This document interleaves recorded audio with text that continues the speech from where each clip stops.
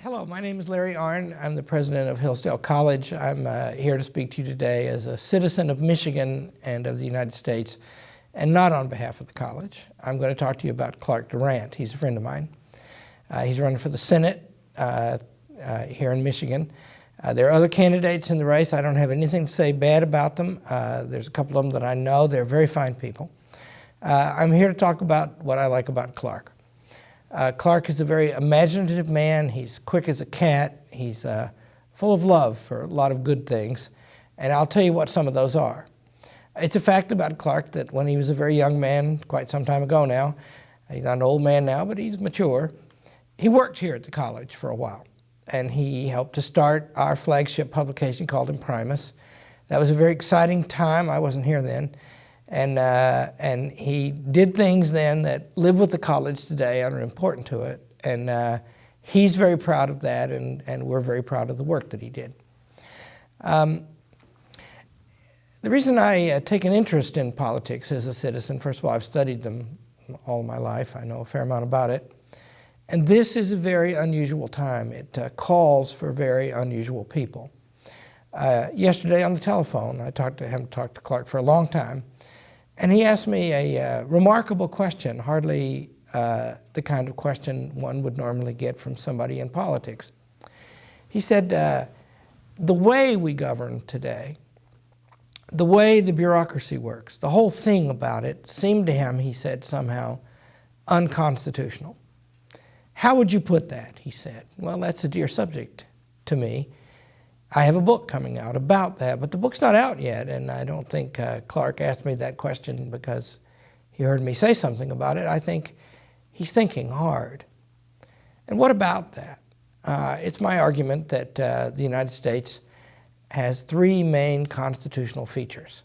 They're very beautiful things, and they're the reason we've been a free country for so long. One of them is our government is limited in size. It's very powerful. It's supposed to be, but it's not as big as the society as a whole. And yet right now it is not far from being as big in economic terms as the private society. Because the government was limited, power or authority over government, sovereignty, could be located outside the government. Ours is the first country in all of history where a private society, a free people, got to control their government. And if the government gets bigger than the rest of the society, it'll be hard to see how that'll continue. A second thing about our government is that it's representative in its nature. And that means that everybody working in the government is a representative of us, or it used to mean that. Clark's point of his question was, the people in the bureaucracy who are now permanent employees, and very, very large number of them, they don't really work for us. And they don't trace their accountability back to us. I'll just mention that the new Consumer Protection Agency that's just been created, that thing gets its budget from the budget of the Federal Reserve. And nobody quite knows what's in the budget of the Federal Reserve. And Congress, your representatives, don't really vote to grant that budget. So this is an agency that's going to have enormous power. It says to protect the consumer, and it probably will do a lot of that, but also enormous power on everybody who has to do with the consumer, which means everybody. Everybody who makes anything, everybody who sells anything. And who does it work for exactly? Hard to see. And then the last thing about our government, apart from being limited and representative, is it has separation of powers. And the government today doesn't really have that. If you are in a regulated industry, there'll be some regulatory body that regulates you. And very often it will get its money to run from fees and fines that it puts on you. But it also has the power of law over you. You don't vote about that. And then so it's making these regulations. It's the legislative branch, and it's enforcing them. It's the executive branch. And if you have a complaint, well, I'll just tell you about one of them.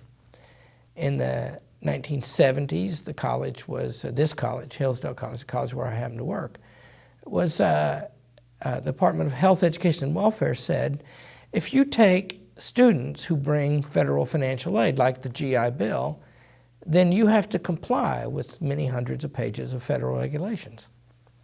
And we didn't like that. We've now long since given up all that money. We don't take even any indirect money from the government anymore. But in order to complain about that, we couldn't just go to the courts, that is to say to some people independent of the executive branch or the legislative branch.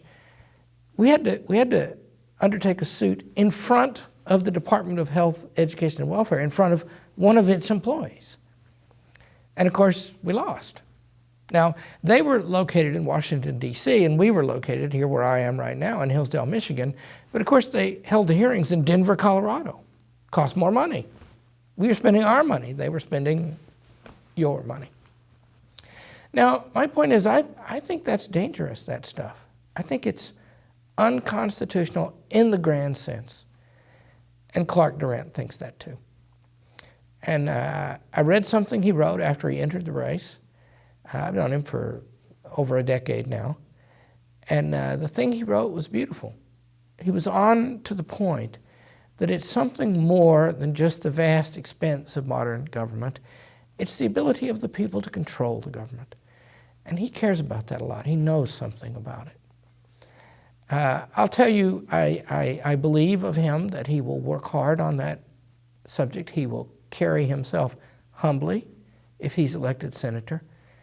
He told me yesterday on the phone that I should remind him about that. It's a point that's important to me. I studied Winston Churchill, and he was a very brash man and a very pushy man, but also fundamentally he was a very humble man. Clark is like that. And I think he'd be a superb senator, and I am going to support him, and I think you should too. Thank you very much.